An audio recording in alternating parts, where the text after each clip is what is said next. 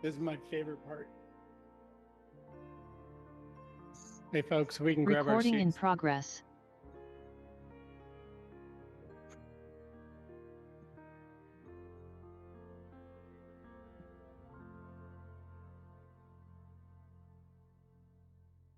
All right, I'm going to catch a couple of you in mid-seating process.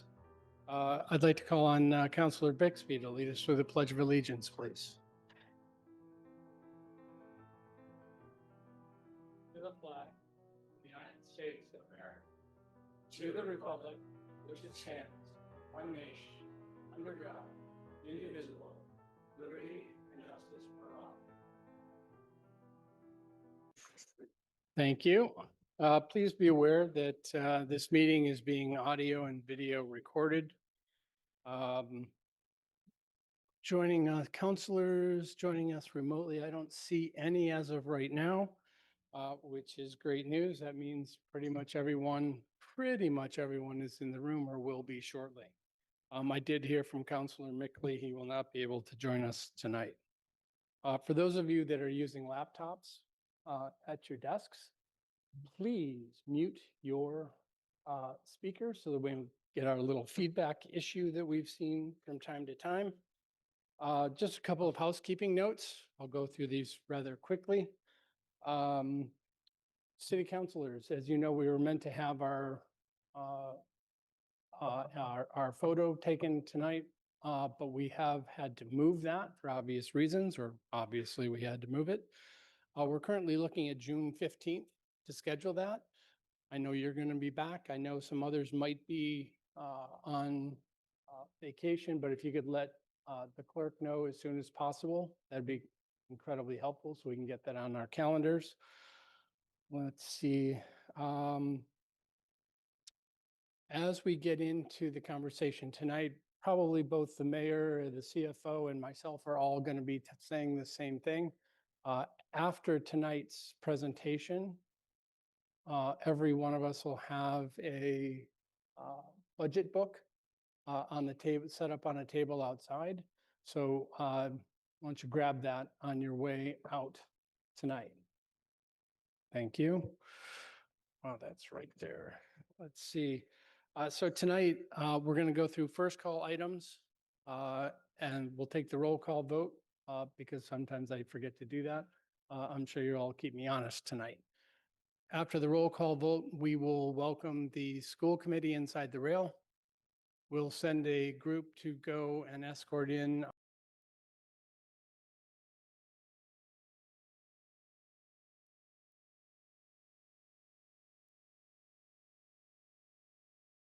CFO Lemieux. After that, we'll go to second call, which as of right now, there's still nothing on second call. Well done, thank you. Great. I'm going to skip this last note about the final note of, or final night of Committee of the Whole, because apparently, as of right now, that is set for, thank you, that is currently set for the 27th and 8th. But everybody keep your fingers on that chess piece. We might have to juggle those around a little bit. Sorry about that, but that might have to happen.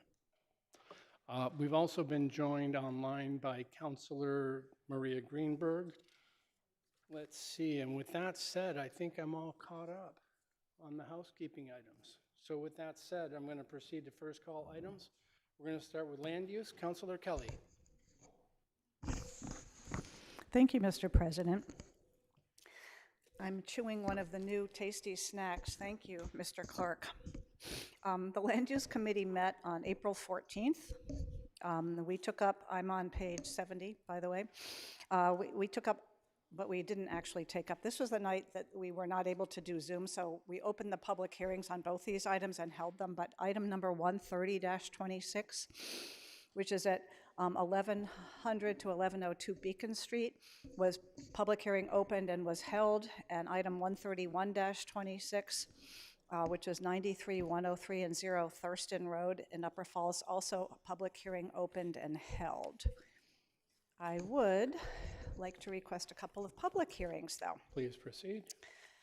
I'd like to set some public hearings for items 164-26, 165-26, and 166-26, which are on page 78 of your docket, for May 12th.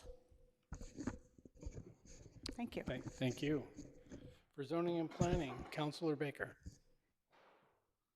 Thank you, Mr. President. The report is brief and it's on page 70 of the reports docket. And all items were held, except I would like to set a public hearing for May 11th for 2026 for item 4226, an ordinance change in Chapter 30 to allow raised beds in the front and rear setback under certain conditions. Thank you, sir. For programs and services, Councilor Krinsman. Thank you, Mr. President. Report begins on page 71. Programs and Services Committee met on April 8th. First item 110-26 was unanimously voted no action necessary. That was a pre-budget planning discussion. Item 113-26, the authorization to appropriate and expend $300,000 to the Newton Communications Access Center, Inc., was unanimously approved by a vote of 6-0. The other two items that evening were held, and my esteemed Vice Chair will handle the second half of the report. Thank you, Chair Krinsman. So the Programs and Services met again on April 22nd, and for the tree, our tree notification item, we split it into two, parens 1 and parens 2. We voted and passed 26-21 parens 1 to require a template form for a butter notification of tree permit applications. That was approved 5-0. And then we discussed and voted on a resolution to support 3 items pending in the state legislature regarding primary health care and improving access to and supply of primary care. That resolution was approved 5-0, and that concludes the report for that meeting.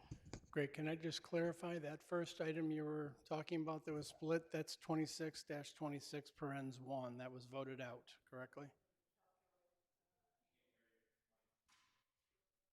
Turn it off. Correct. The first item was 26-26 parens 1, and the primary care resolution was item 109-26. Great. Thank you. Public facilities, Councilor Kalis.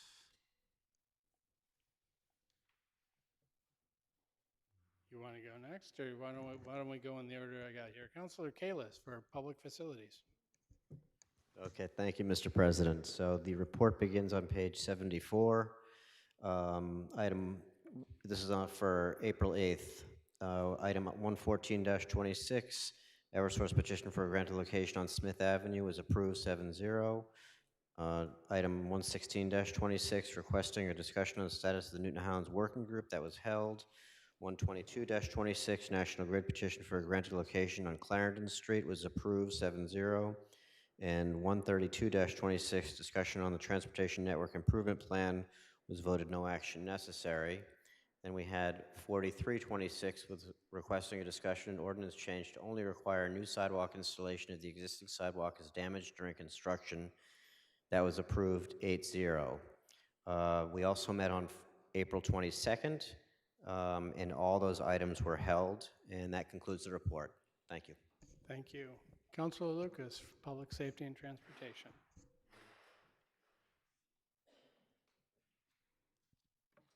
Thank you. The report begins on page 73. The Public Safety and Transportation Committee met on April 8th. The first item was 62-26, request a discussion and ordinance change to the city's overnight parking ban. That item was held. Then we took up 98-26, discussion on improving compliance for violations of street sweeping regulations in Nonantum. That item was voted no action necessary. The committee met again on April 15th, where we had a public comment meeting on the discussion on the city's response to ICE. That item was held, and that concludes the report.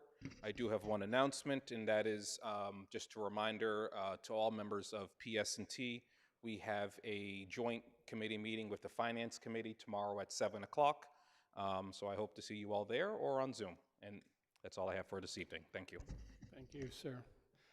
For Finance Committee, Councilor Grossman. Thank you, Mr. President. The report begins on page 76. The committee met on April 13th. The first item, 113-26, the authorization to appropriate and expend $300,000 to the Newton Communications Access Center, was approved 6-0.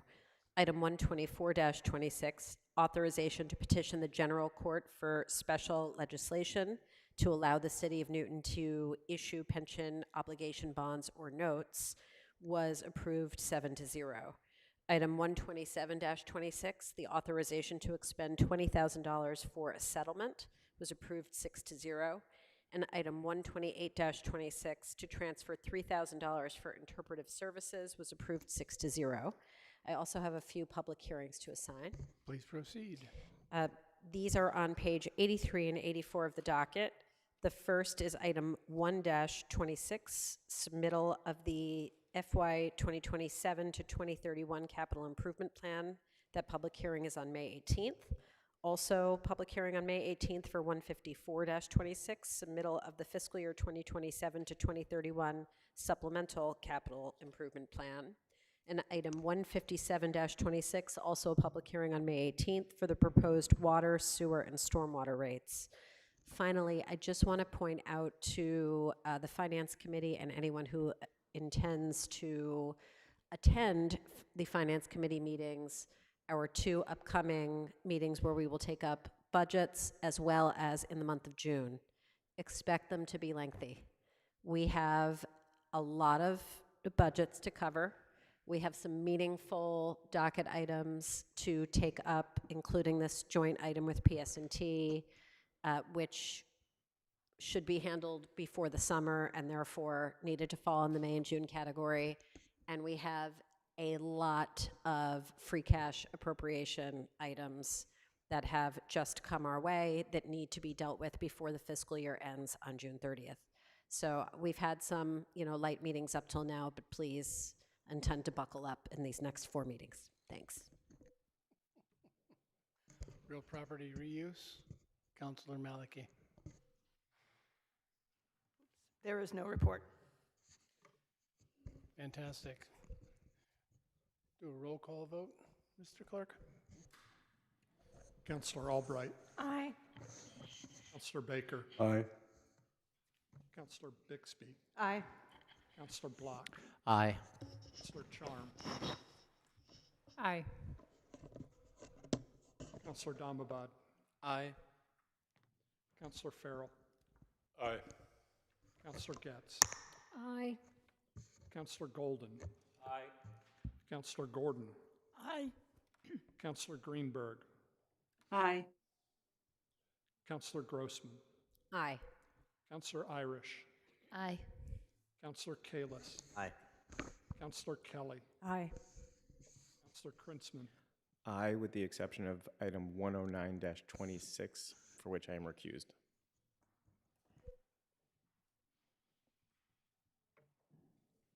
Councillor Leary.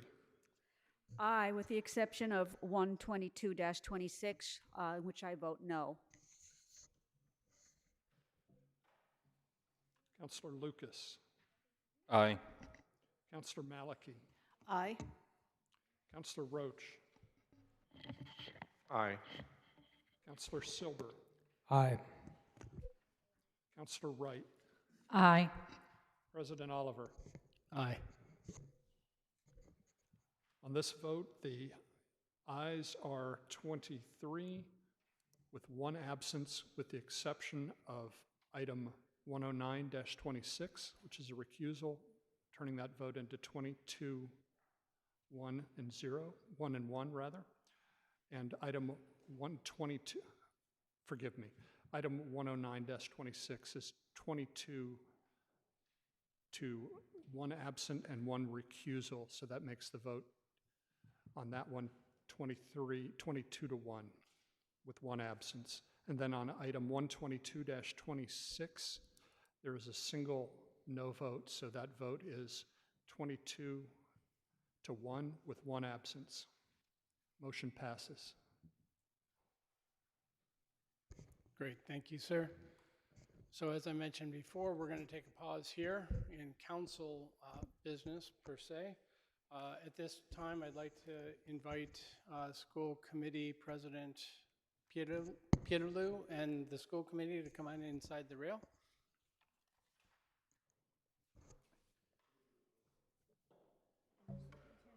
Mr. President, may I Yes, move sir. to suspend the rules to allow the school committee to come inside the rail?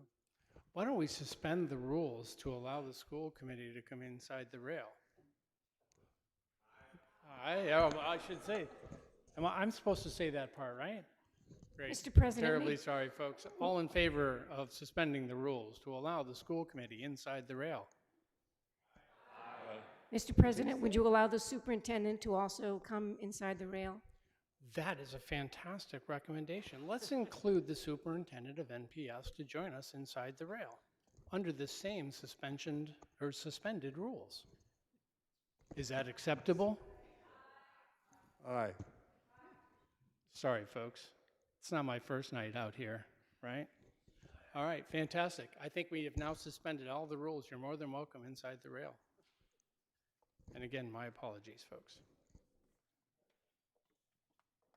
I'd also like to invite our President Emeritus Baker, Vice President Kalis, and Councilor Wright to please escort the mayor and his team inside the rail.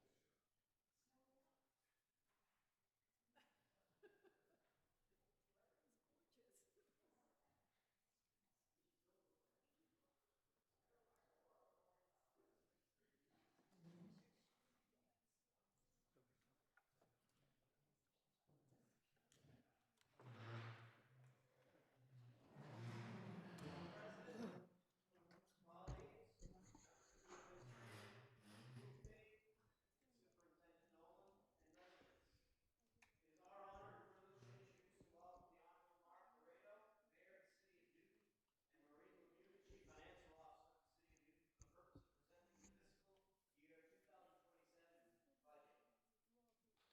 right? Fantastic.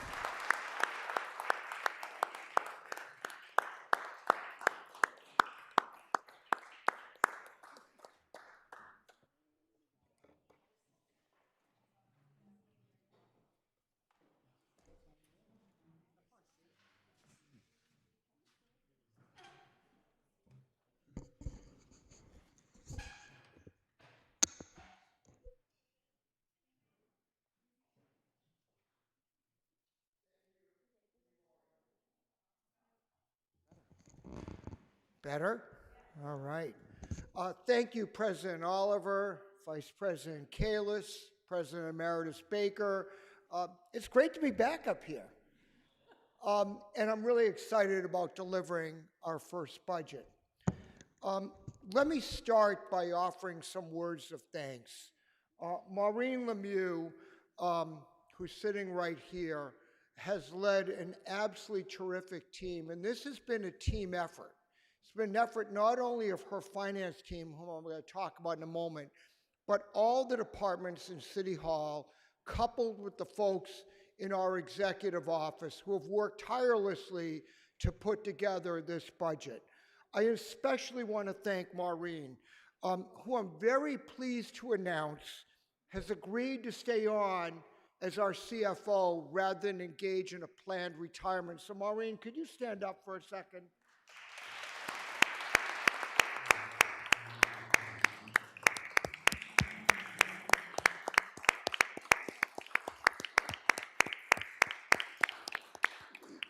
you know, during my transition, Maureen said, well, I'll give you a couple of months.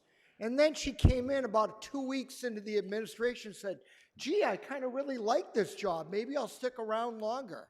And I said, great. So, Maureen, I am very, very grateful that you're going to continue to be part of our outstanding executive office team.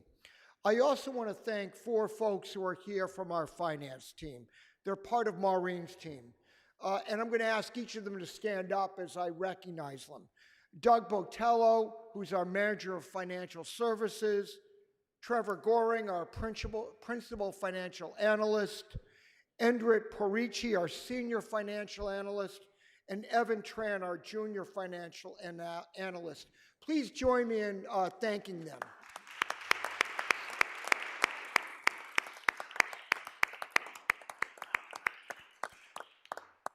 In addition to the counselors who are here this evening, I'm thrilled to see most of my colleagues on the school committee, in addition to Superintendent Nolan. Very grateful that you're all with us this evening. Our budget is more than a series of numbers. It's a statement of values coupled with sound financial practices to ensure that we are spending the taxpayers' money carefully and wisely. We focused on the basics in this year's budget: excellent schools, outstanding public safety, and dependable city services, with strategic improvements in technology, older adult services, economic development, and arts and culture. We also look to the future, improving stormwater management to create a more resilient city as we deal with the effects of climate change, and laying the foundation for future capital improvement projects at police headquarters, Newton South High School, and Ward, or a combined Ward and Underwood Elementary School. Let me take a couple minutes to tell you how we developed this budget, and then I want to share with you what's in there at a high level. And after that, I'll turn it over to Maureen for some more detail. We started by what we should always start with: listening. Listening. While running to serve as your mayor, I listened carefully to our residents as I knocked on their doors and met with many of them in small group settings. That work has continued over the past several months with our Laredo Listens tours, office hours, and as I traveled throughout the city. I heard the same things that I think all of you hear as you engage with our residents. They love living here. And that comes from having excellent schools, great services with a city hall that is responsive to their needs, and a strong spirit of community. As we built the budget, we applied what we heard. Now, our first task was creating the foundation for making sure that we had the funds to appropriately support our schools and city services. And that started with a challenge that I think everyone in this room is acutely aware of: creating a sustainable path for meeting our obligations to our retirees.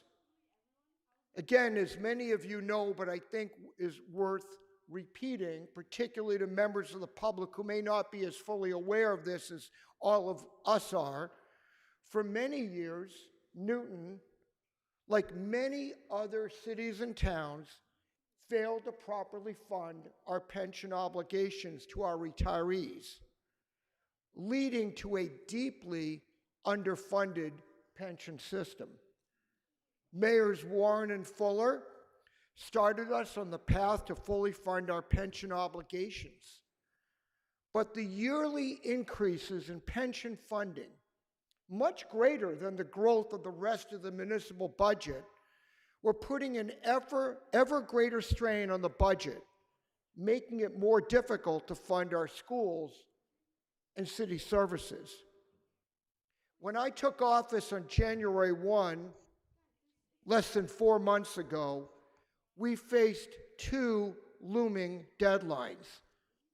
A state law requiring us to fully fund our pension obligations by 2040, and more importantly, a much more aggressive deadline set by the Retirement Board of fully funding in 2032.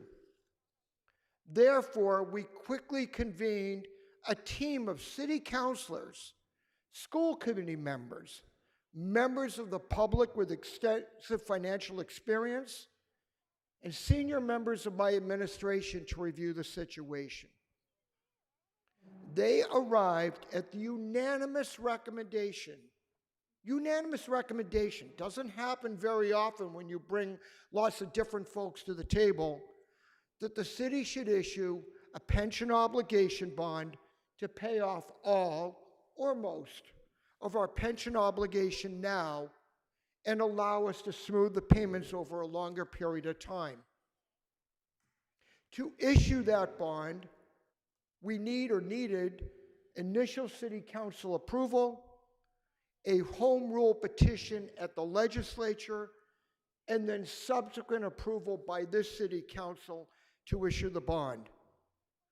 Thank you to every single councilor in this room for providing your support for that initial approval just this evening, a couple of minutes ago.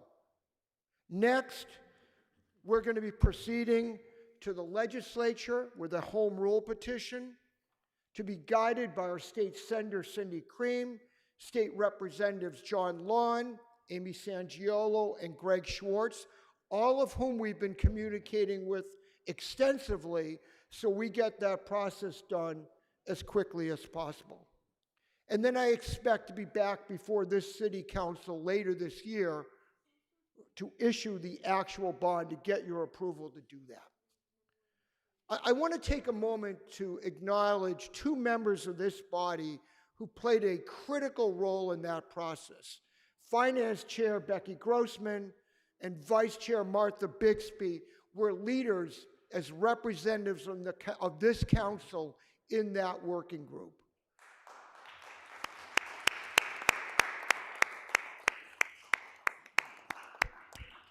And I'm also going to thank Vice Chair Bardwaj and Member Ben Schlesinger of the school committee for their equally important work in helping us get this done. So, gentlemen, thank you so much.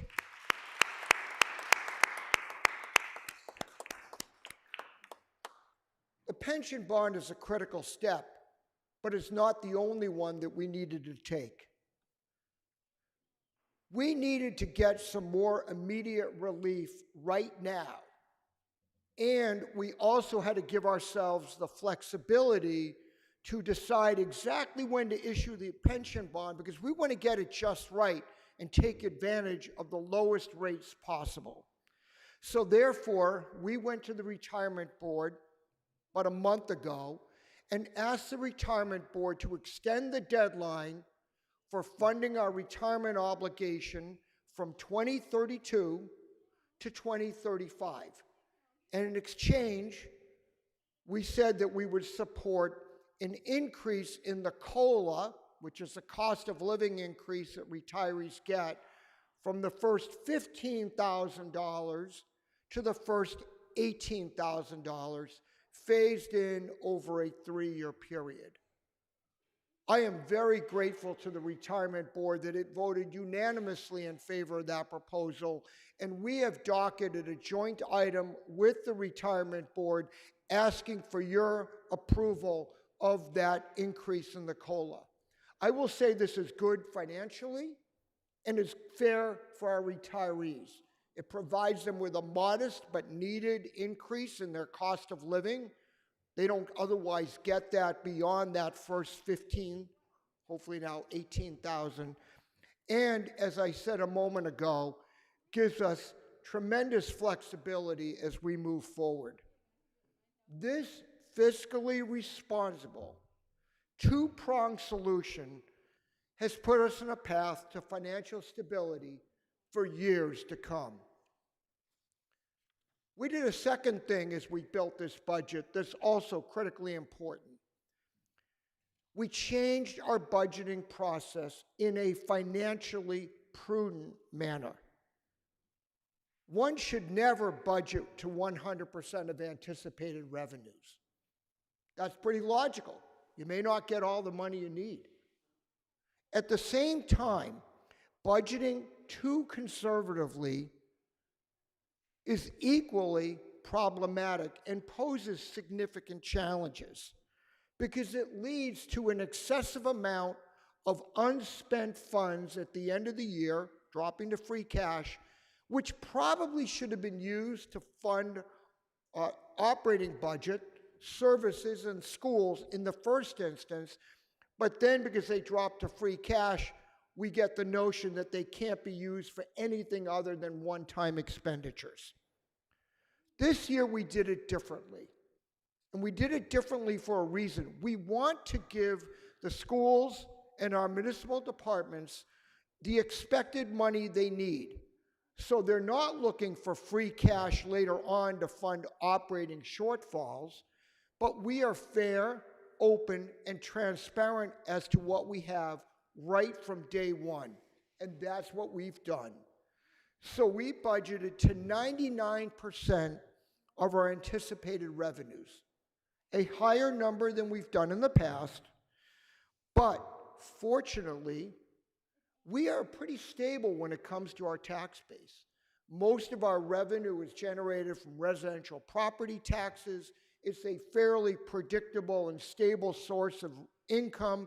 We don't face the fluctuations that folks in other communities face when they have commercial valuations that may be dropping rapidly. And we therefore are satisfied that we have struck the right balance in our budgeting process. So what have those two measures allowed us to do? They have allowed us to fund our key priorities. Let me start with the schools. We have provided an over 7%, I'm going to say that again, an over 7% increase in the base allocation from just a year ago. That's a very large increase, much larger than has ever been done in recent years, and we did that for a reason. Our schools need the money. We want to provide the best possible education for our children, and I think this is our highest priority.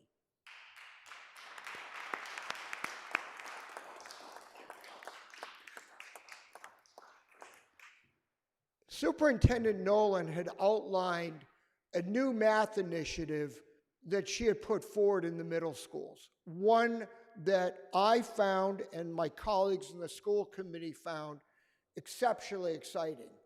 So even though this involves some trade-offs by the superintendent, the school committee has asked and is included in the budget a new math initiative that does two things. At the middle school, it provides for more academic rigor because our math was not really at the right place and too many kids were resorting to private resources. And this is really important, provides an opportunity for growth, not just for some of our middle school kids, but for all of them. This is a terrific initiative. The superintendent deserves tremendous credit for putting it forward, and I'm very excited that this school budget includes that. Let me turn to some of the other priorities that we have in our budget. We are fully supporting our police and firefighters, as well as our dispatchers, who really are the key to making sure that public safety is delivered effectively, including additional funds for a body camera pilot for our police officers, something that I personally think is long overdue and will be beneficial not only for the public, but for our officers themselves. Thank you. We have provided for a significant increase in the older adult services, the Cooper Center budget. to meet the popularity of a center that has 10 times more visitors than the old facility. That's a great problem to have, and I'm proud that we're providing the additional funding for Cooper. We are funding our enhanced economic development team that already in a few short months has made great strides in improving services for our businesses and promoting Newton as a business destination. And let me say this is money well spent, because if we promote the vitality of businesses here, it's good for our residents, it's good for other businesses, and bluntly, it's good for our city bottom line. If businesses thrive, we generate more revenue. This is good for us, and we need to encourage it. And we have turned that around to an outreach, forward-thinking approach, which I'm very proud of. Lauren Berman and Cheryl Lappin, who are, I think I see Cheryl back there, both deserve considerable credit for their leadership in that department. So thank you.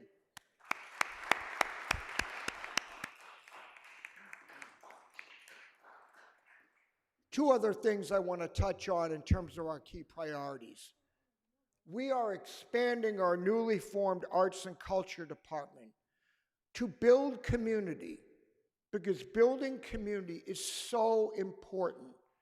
And the arts also promote economic development. So we get something really good for the community. And again, we support our residents, our businesses, and our tax base. And finally, we've included in our budget funding for the creation of a new city website that, as I stated on January 1, will be in place by the end of the year. Work is well underway. I'm very confident that our IT team will get that work done. And we're also funding some new software systems that will enable us to deliver services more efficiently and in a more customer-friendly fashion. Because in this budget, we are not afraid to make minor additional expenditures that are good investments. Because you sometimes need to spend money to do the job better. And we're going to use technology to do just that. Let me turn to some future needs that I think are also contained in here that are quite important. We start with stormwater management. It's no secret. Our stormwater management system is simply not adequate to meet our needs, especially considering the severity of future rainstorms and flooding because of the effects of climate change. Therefore, while keeping our water and sewer rates low, I will be asking the City Council to approve a much-needed increase in our stormwater management fee. Collectively, this will result in an average of a 4.9% increase in total utilities fees next year. I want to be very clear about something, not only to members of this body, but to the public at whole.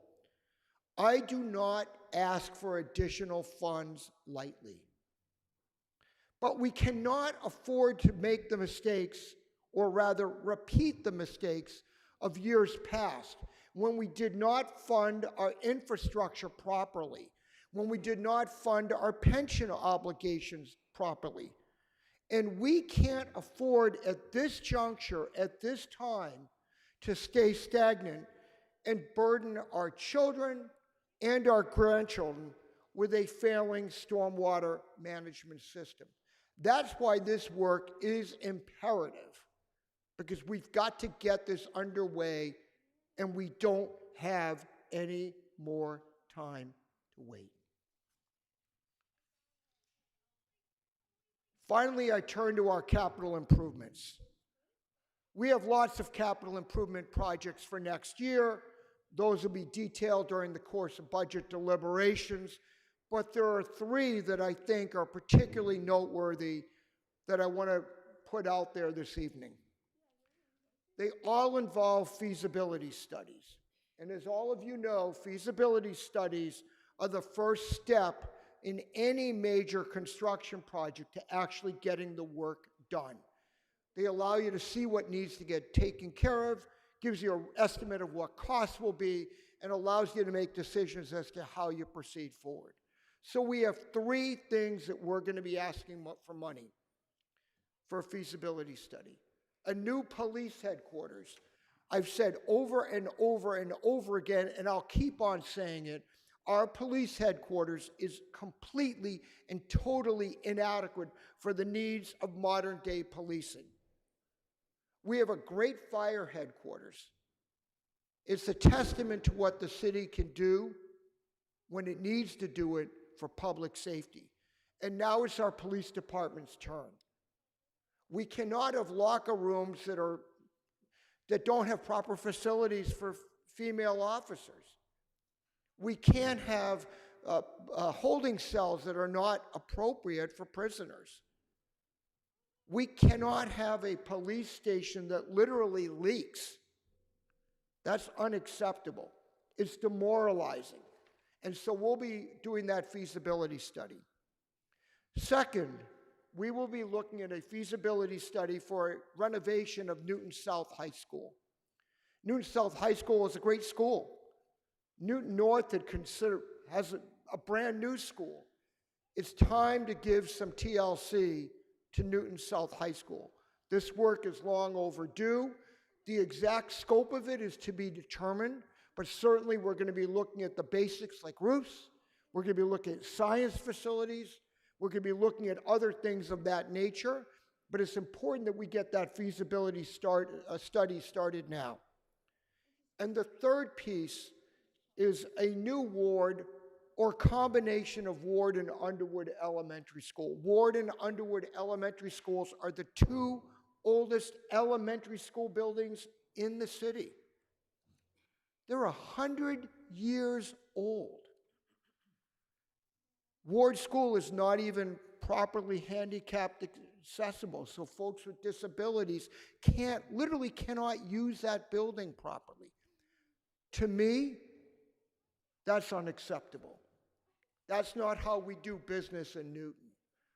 Now, whether we are going to have a single Ward school followed by an Underwood school, or we're going to combine, it's going to depend on two things.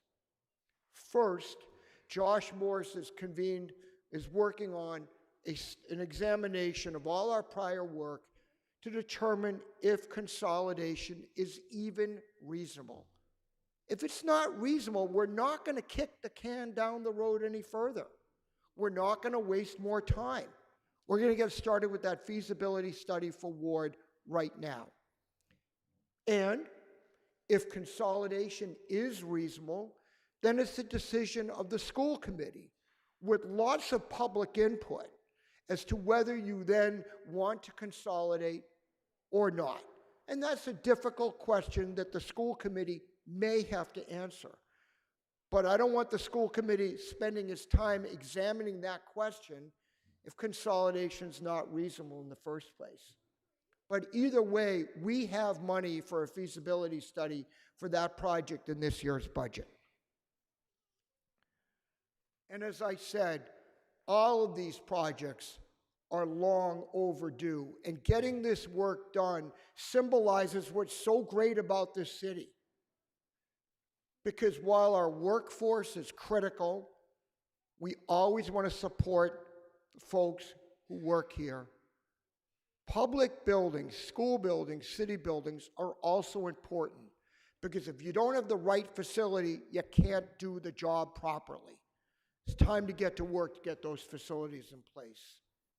I'm now going to turn this over to Chief Financial Officer Lemieux, who's going to provide more details of the budget. Let me just say this. As someone who sat in your seats for 14 years, I'm really happy to be up here, that I don't have to go through all these budget meetings. But quite seriously, I respect and have tremendous admiration for the work that the City Council does. You review our budget carefully. You review our budget thoughtfully. You make our processes much better. And everyone in the administration looks forward to you as you go, working with you as you go through your budget process. So thank you very much. Maureen?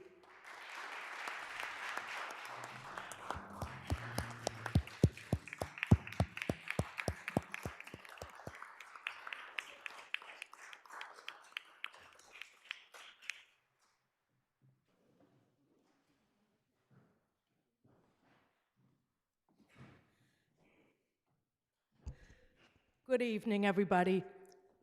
Mayor Laredo, President Oliver, Vice President Kalis, President Emeritus Councilor Baker, other members of the City Council, members of the School Committee, those of you in the audience here, and anyone who may have nothing else to do tonight other than watch us at home. It is, as it always is, my pleasure to stand here before you. I have been afforded the opportunity twice a year for now. This is my 16th budget here in the city, and so I look forward to giving you a high-level prelude to what you can expect from our budget and maybe a few more details on some of the information that the mayor just shared with all of you. So what are we going to cover tonight? And I will try to move fairly quickly. And I've tried to, as I say, keep this at a fairly high level so that you won't get too bored. We're going to talk about the mayor and the administration's 3 overarching goals. We're going to talk about the 3 bold initiatives that we have taken so far in these 4 short months that we have been working with Mayor Laredo. We are going to talk about how we are going to fund the overarching goals. And then we're going to talk for a minute about what's new in our fiscal 27 budget. Our 3 overarching goals. Number 1, provide excellent education for all of our children. That will be at the base of everything that we do. Number 2, provide outstanding city services. And number 3, build community. These are fairly simple when you think of them initially: education, city services, building community. It all makes so much sense, but it certainly is very difficult to accomplish all of this. But we're going to work hard, and we've tried to put together a budget that certainly takes great strides toward doing all 3 of these. So what are our initiatives? The mayor started talking about them. The first one, he looked at me and said on January 1st or January 2nd, Maureen, I really, really want you to do the very best you can to budget 99% of what our anticipated revenues would be. We talked about going to the retirement board to request an extension of the pension liability funding schedule from 2032 to some year. We didn't know which year it was that we were going to be asking for them to extend it to in the beginning. That certainly took time and analysis, but we knew that we needed to go to the retirement board to ask for them to extend our schedule. And the third one was to determine whether or not the city ought to secure authorization to sell pension obligation bonds. Those were the 3 things that we knew that we needed to have wrestled with by the time we came before you to hand you this budget. So our first bold initiative, budgeting 99% of anticipated revenue. I will tell you, I have always been very aggressive in putting our budgets together. It all starts with revenues. And if we budget our revenues too low, then we don't have the opportunity to put the operating budgets together that we may want to. Where do we really fall? Our 2025 certified free cash, we are in the 18th percentile of the most aggressive communities, if you will. We have 82% of the communities in this Commonwealth had more free cash certified in 2025 than we did, and that's because we really do try to be aggressive. But what does that really mean? It means that we have typically, and I'll get to that in a minute, but we have typically 2 or 3% of our revenues that end up being certified as free cash. And so we are going to be even more aggressive in this budget, but prudently aggressive. What did we do to look at our revenues? Well, we went back to our October 2025 forecast that we put together. The actual increase in debt service for our excluded projects ended up being $600,000 more than we were thinking back in October. We hadn't sold our bonds yet. We got great rates, but we actually sold them as 20-year bonds instead of 30-year bonds because the market was so volatile back in the fall that we would not have gotten good rates on 30-year bonds at all, and so we sold 20-year bonds. And so that made the cost of the debt-excluded bonds increase, which meant that we needed to increase our revenue because they go hand in hand. The starting point ended up being about $700,000 higher than we thought back in October when we gave you our forecast because our new growth that was certified back in October or November ended up being a little higher than we had initially counted on. And so we were able to increase our revenues by $700,000. That was the end of the easy part. We then looked hard at our new growth forecast for next fall. So this is our 2027 new growth forecast. We have been watching these numbers closely. We had been forecasting a 1.30% increase due to new growth. We've bumped that up 1 point to 1.35% of our levy limit for new growth. Everything that we are doing here is really working on around the fringes. As the mayor said, we have a very stable revenue stream. 83% of our revenue comes from property taxes, and people in Newton pay their property taxes. And so we're very fortunate that we have a very stable revenue stream, and so all we can do is really more or less go around the fringes. But we were able to increase revenues with that slight change in what we were projecting for new growth. We looked at our reserve for abatements or our overlay account. Our assessing department is incredibly successful in defending our assessments. We do not give out much money for abatements at all. However, we do have deferred tax programs, we have senior tax work-off programs, we have other programs that require us to use some of this overlay money every year to fund those programs. That's how they're actually funded, is through the overlay account. But we took a hard look at that. And so again, looking at the fringes, we went from budgeting 0.88 of 1% of our tax levy for our overlay fund to budgeting 0.75 of 1% for our overlay fund. That generated another $600,000. And so as you can see, and the reason I'm giving you this list is because when we go through the budget process, we don't really spend a lot of time talking about the revenue side and how we made the determinations that we did to come up with what our starting base is for everything that we really do spend time on. So I think it's important that when you hear that we have gone to a 99% projection of what our revenues are going to be, I want you to rest assured that this has not been done frivolously, that we have taken everything into account, and we watch these numbers incredibly closely.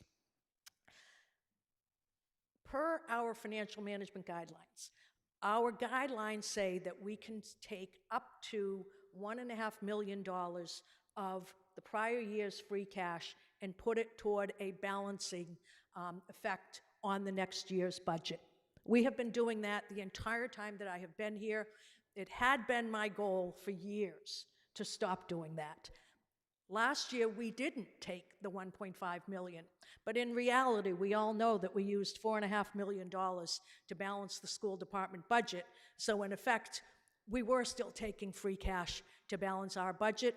It made sense to me this year to go back to doing what we say in our financial management guidelines that we do and to assume a 1.5% utilization of free cash. So that gave us some more revenue. We looked hard at our motor vehicle excise tax. We have had a couple of years of tremendous growth in our excise tax collections. Based on our 25 actuals, but more importantly, we don't have one day where we find out what it is that we're going to get for motor vehicle excise taxes in the course of the year. It comes in as different commitments throughout the year.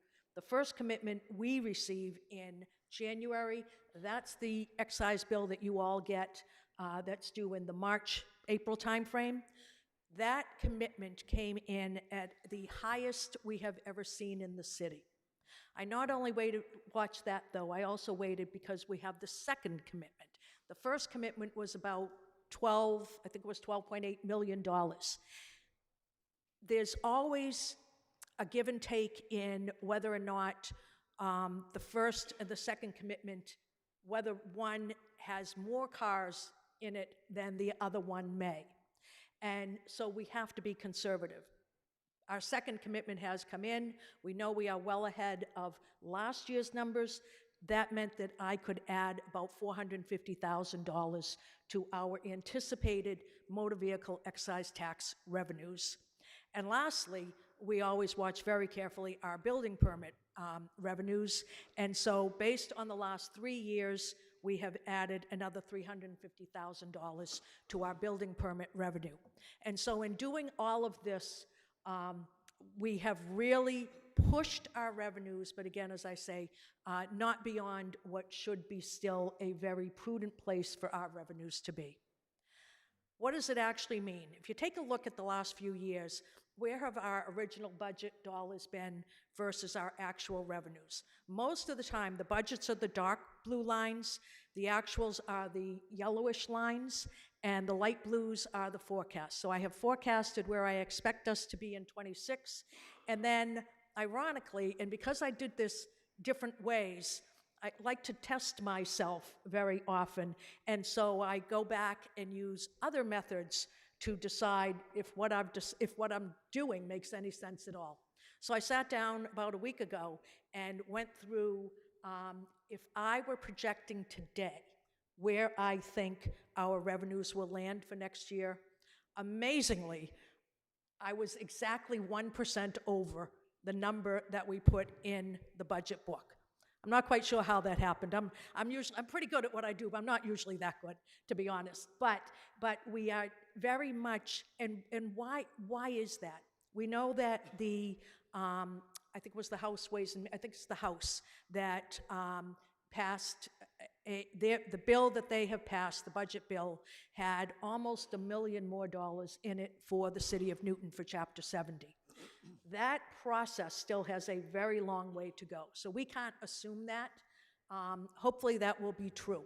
But that's part of where my 1% is. I went through line by line through all of our revenues to make sure that all of the different tides that we are looking at, that we understand what direction they are going in.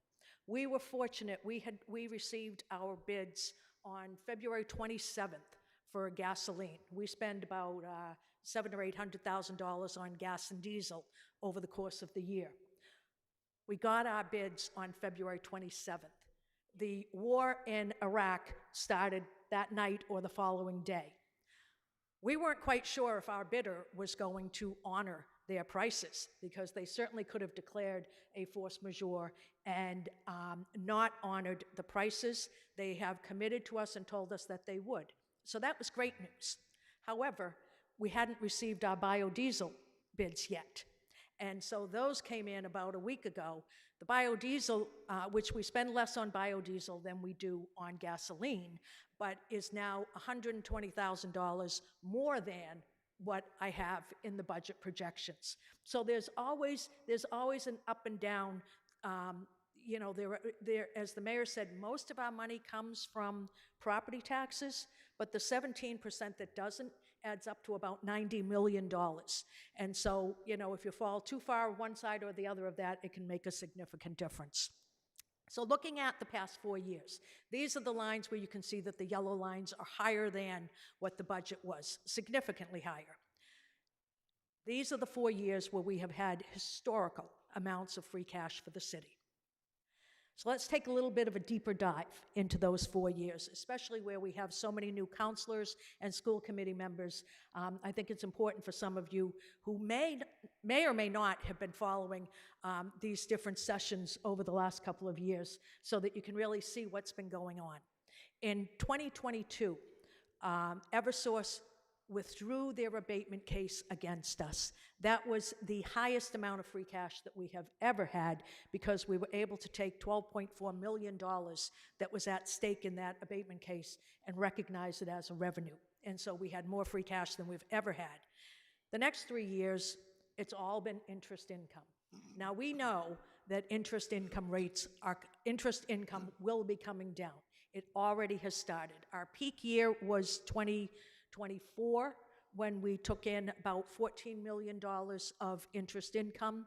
In 25, I believe it was about 12 point something. This year, I'm forecasting that it will not be above, I'm sorry, am I saying thousands? Millions.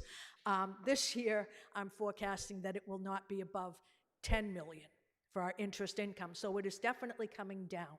This week or next week when the feds meet, I believe we're all expecting them to hold the rates. However, once we get to May, June, July, once we have a new Fed chairman, I think none of us will be surprised if rates start decreasing. It's great when we're borrowing if rates decrease. It's great for everybody who's buying a house or doing any work on their property. But when I'm looking purely at the interest income, it's a problem. Now, we're on both sides of the coin because we sell very large bonds every year. So we certainly want to make sure that our bond rates decrease, but it definitely impacts our revenue stream. Okay, so budgeting to 1% of what we expect our revenues to be has yielded more revenue for us to base this budget on, but I want to make sure that everybody understands it's a zero-sum game. And so we will end up generating less free cash. So this is our 27 budget. Our 28 free cash will be considerably less because we are budgeting this way.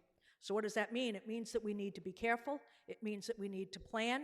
And what we will do is carefully manage our free cash appropriations that we bring to you.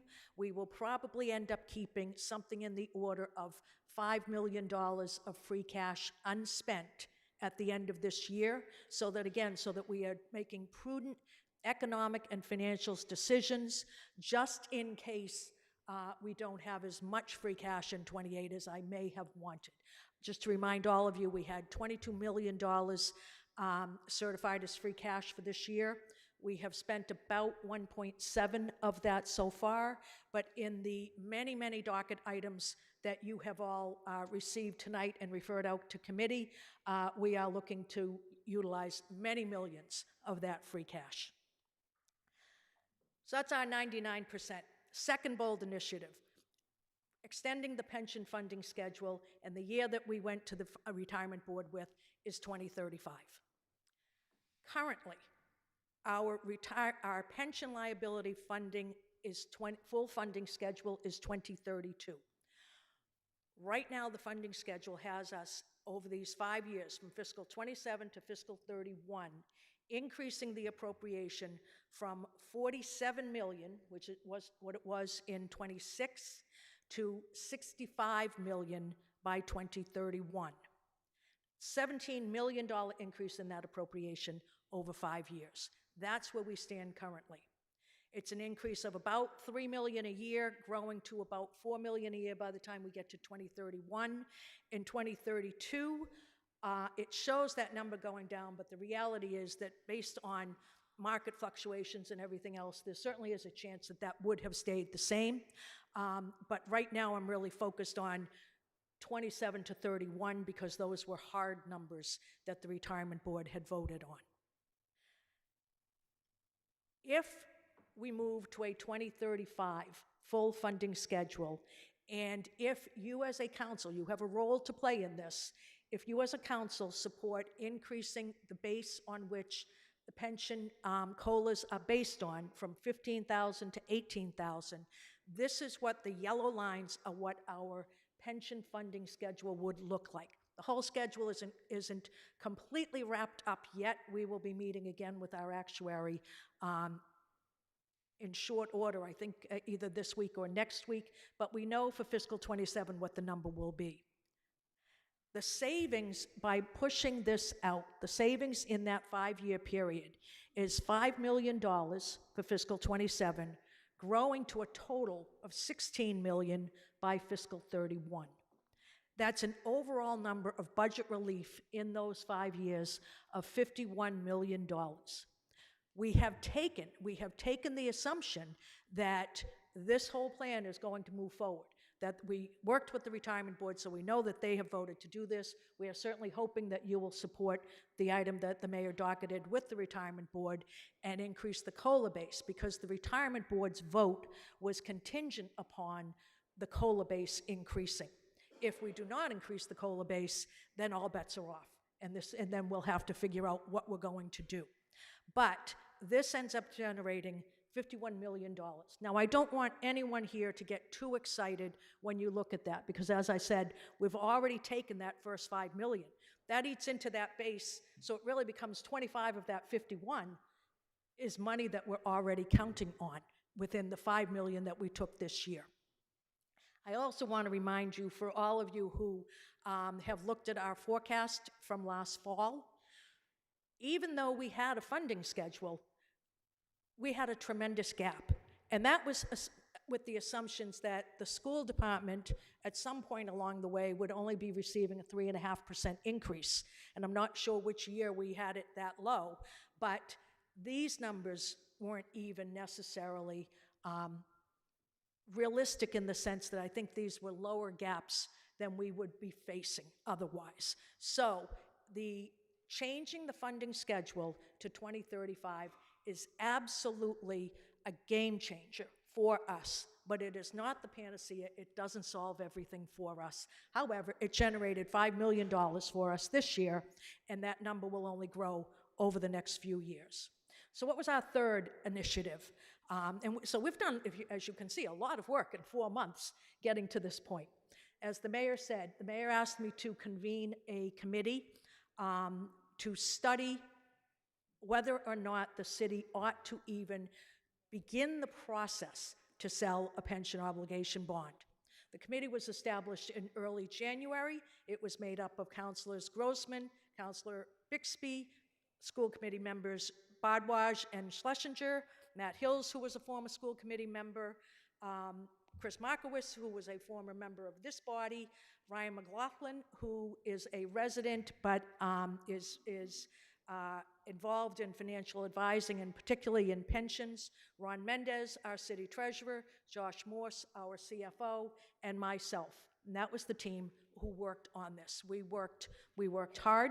We brought in our subject matter experts. When you get the budget book, I don't know if you have had an opportunity yet to read the report that we brought forward with the legislation that you approved tonight, but we have also, so that people will see it, we've also put that narrative in the budget book in the budget analysis section so that people can certainly revisit that. As the mayor said on March 2nd, that group unanimously voted to recommend that we seek authorization to sell a pension obligation bond. And as I said, the report is in the budget book. Steps following the recommendation. So what did we do? On March 27th, the mayor docketed the item seeking the special act from this body.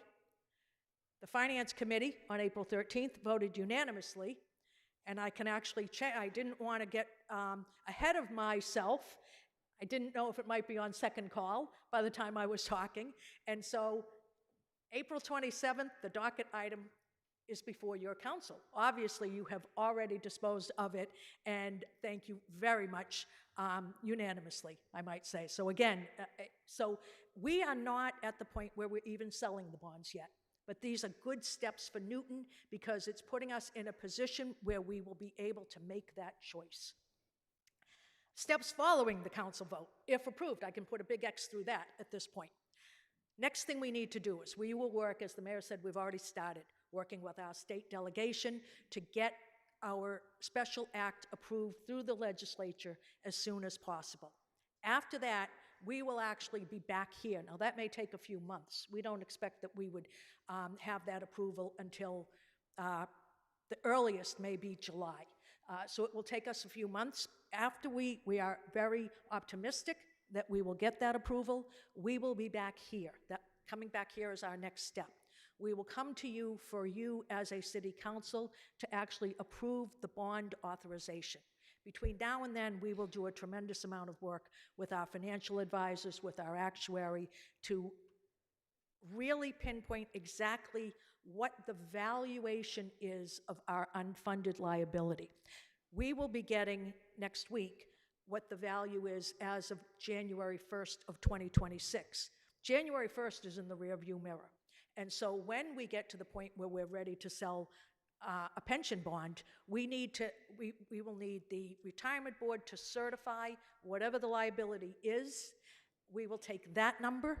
We will add to it an amount that will be in the order of $20 million or so to have a buffer against market fluctuations, and we will add whatever the cost of issuance is to what we sell, which will probably be a couple of $1 million.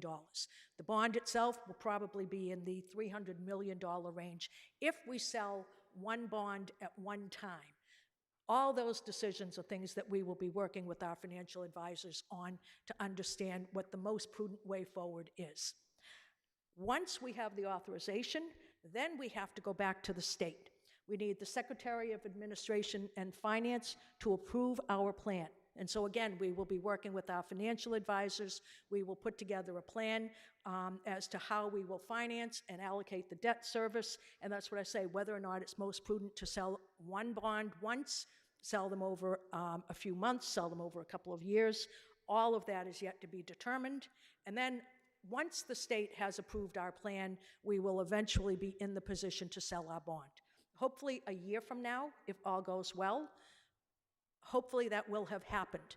But one of the most crucial steps that we've taken in these few months is having gone to the retirement board, because that gives us, as you saw, that lowers what we will be spending for the retirement appropriation over each of the next several years. That's important, because if we find that after we have all of our authorizations in place, if we find that interest rates are not favorable to us, we may have to wait to sell our bonds. Once we have the authorizations in place, we'll be good to go, but we need to make sure that the timing is right with the market. And so that's why it was so important for us to get the funding schedule changed with the retirement board. So our three bold initiatives for substantive change, what did we accomplish? Well, our budgeting at 99% increased our revenues by $5 million. If you look back in the fall, we were projecting, $573 million for this year's budget. The budget that we will be giving you tonight is at $578 million for the general fund, and so our revenue has been increased by $5 million. Equally important, the funding schedule going from 2032 to 2035 has allowed us to budget $5 million less in our pension appropriation. So between those two actions, that means that we have been able to put $10 million more into this budget and into all of the operating needs of the city than we otherwise would have been able to do. Our pension obligation bonds, if we are successful in selling them, that could not happen in time to help us with our fiscal 27 budget, and that's why we needed those other two plans.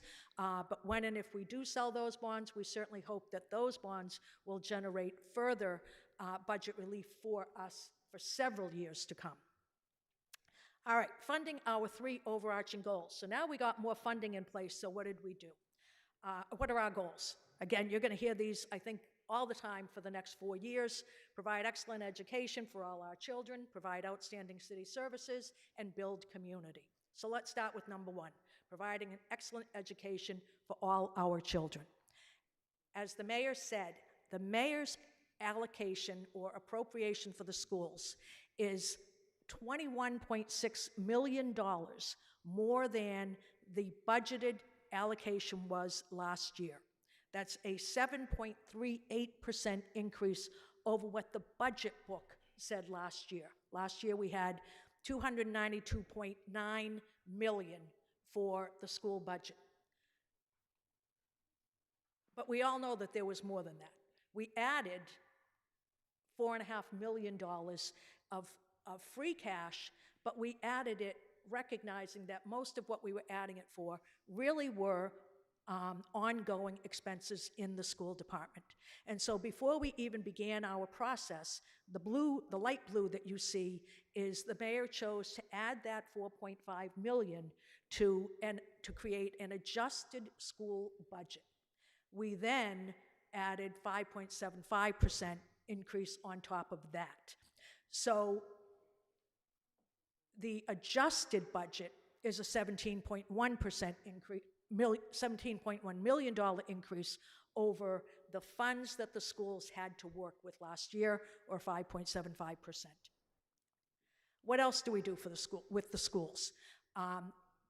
Elsewhere in the budget, there's more than another $50 million dedicated to school funding in the form of debt service, pension money for all of our school employees who are not covered, who are not teachers. So the aides, the custodians, and the secretaries are all part of the city's pension plan.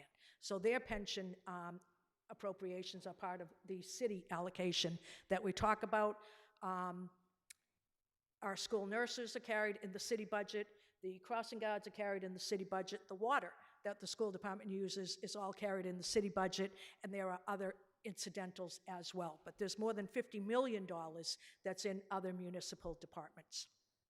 Providing outstanding city services. Commitment to our city services. What are some of the things that we have done there that you will see as you start to review this budget? In the area of management and oversight, we have strengthened the executive team. We have added our Chief Community Services Officer and our Chief of Staff, otherwise known as John Rice and Dana Hanson.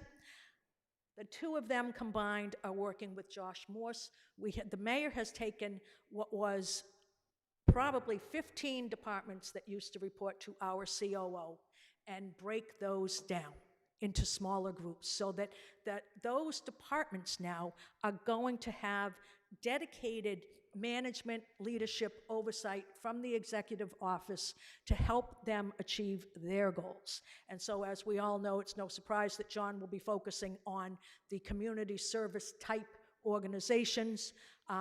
Dana is working in particular with human resources and economic development. And then, of course, Josh has everybody else. We are proposing to absorb the purchasing department into financial services. We think that that will strengthen our purchasing department. We have different modules that we are looking at changing for purchasing. We have vendor portals that we want to use, but we think that that department, it's a small group. We think that they need more robust support. And so I believe it'll be tomorrow night at Finance that we will be just discussing that proposal. But again, this is meant to provide more support for the purchasing department.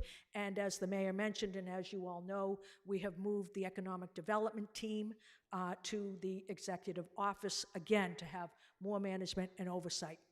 Customer service for residents and business owners. Councilor Baker, I believe you will be very happy to see this. I don't know if you had a preview. We have added a full-time electrical inspector. So it's not necessarily doing special permits, but at least it's an inspector. And what we had last year was we had a couple of inspectors who we had on more or less a per diem basis, where when we had people on vacation, we would call them in so that we wouldn't get too far behind. We've decided, especially in the wires division, the department just can't keep up, and so there is a full-time wires inspector in this budget. Customer service and information technology, using the two of them. As the mayor mentioned, we're in the process of developing a new website. The docket tracking, Councilor Albright, I know you have been all over the docket tracking system. You'll see that we have, I believe it's $40,000 in the IT budget for whatever it is that we need to do for the docket tracking system. And we have a new 911 notification system, which we believe will be much more effective and is, at least at this point, I believe, very well received by people who have gotten any calls. Our commitment to maintenance of infrastructure, our municipal building maintenance and improvements, we've got $775,000 in those two line items in the buildings department that we, bless you, that we call our under 75 capital projects and our municipal building maintenance. We've got $775 there. We have over $2.8 million in paving, roads, and traffic management. We have over $1.8 million in fields, playgrounds, and public grounds maintenance, and we have $2.4 million for trees and tree plantings, all of which are incredibly important for so many different reasons. Building community, as the mayor said, older adult services. We have increased that budget by about $750,000. We've increased staffing to cover from early morning until well into the evenings at that facility. We have our meals program. We will be expanding to 5 days a week. And we have a strong commitment, as you will see once you see that budget, to programming, wraparound services, transportation, and aging in place. Our arts and culture department, which you all approved within the last couple of months, we are adding another 1.5 FTEs to that department of currently one person. They will be driving the strategic development of a vibrant arts and culture sector. We will really be showcasing all of the tremendous artists, arts groups, and tremendous talent that is here throughout the city. Finally, for building community at the moment, economic development, as I've said a couple times now, that department or that group has now been absorbed into the executive office. As the mayor mentioned, they are already doing tremendous things out in the community. So what's new besides all of that? What's new in the 27 budget? Well, the look and feel is a little bit different. We've changed the front page of every department, and we're referring this to budget at a glance. What we really talked about and wanted to make sure is that you, all of you, or anyone, any of the residents of this city could take a look at each department and have a clue very quickly what that department does. And so every front sheet looks like this. We have a mission statement that is not too long. We show a little chart that shows what % that department is of strictly the municipal budget. We then take the functions of that department and break them out for you so that you can quickly see how much, in the mayor's office, how much of our resources are going to economic development versus sustainability versus the citizens assistance officer versus executive. And then at the bottom, we've tried to give you a little bit of a history of what the numbers have been for that department. One of the key numbers is operating expenses. We wanted to make sure that you could understand the real controllables, if you will, that we have in these budgets. We wanted you to be able to get a real good sense right away as to what's available in some of these departments that is more discretionary, if you will, and then we have the FTEs by department, so that you can look at this and very quickly understand what each department does. The other thing that you will see is for our goals and vision, we have been very clear and systematic in how we asked our department heads to describe what their goals would be for the year. We have 5 tenets, if you would, of this administration. Customer service, you've heard each of us say this now several times tonight. Process improvement, professional development, deliverables, and long-term vision. When you look at each of these departments, there is one page. All of these goals are on one page. We tried not to be wordy. They are bulleted so that, again, you can look at it quickly. You can get a sense of, first of all, who the department is, what their functions are. Then you can look at their goals and see on one page what it is that each department is trying to accomplish over next year. In addition to that, in the FTE, our FTE summary page, as well as our FTE detail, includes all personnel. that we are funding on the city side. So whether or not they are funded through the general fund, I know Councilor Oliver, I knew you would be happy with that. Grants, revolving funds, we have tried to capture everybody. We have a column on the FTE summary page. So again, you can see it from a bird's eye view. You can quickly see how many people we have that are paid off budget in a sense. And then in the personnel details section, the last few pages, we actually have everybody listed and what fund they are paid from. The other thing that we have done is we have, within the gifts, grants, and revolving funds section at the back of the book, we have added a substantial increase to what we have for revolving fund information. We looked at how we ought to give that to you and decided that we would put in what the comptroller publishes at this point in time, but we are going to then work with you, let you have time to go through the budget process, then begin to take a look at those reports, and then either through the summer or into the fall, we will be more than happy to start having dialogue and reaching into those revolving funds. But so that information is there also. Beyond that, I'm sure there are different little tidbits in there that will cause plenty of conversation over the next 6 weeks, but I will say to you that we certainly are looking forward to working with you through this process, and thank you.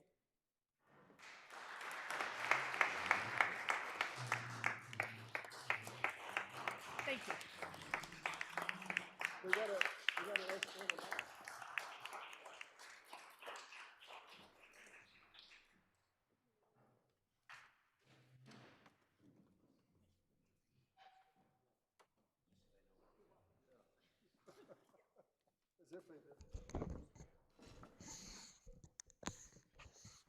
Great, thank you. We're ready to escort the mayor and Maureen Lemieux out of the chamber, out of the chamber. Thank you.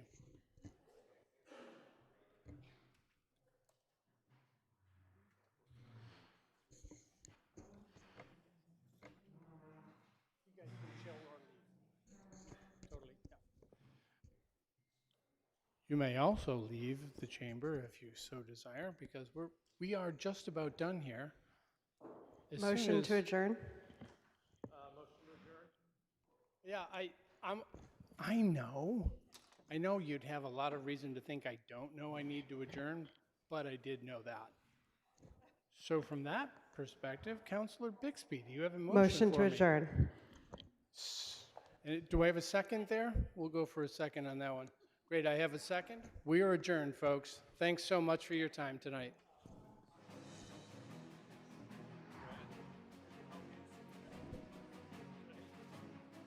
Recording stopped.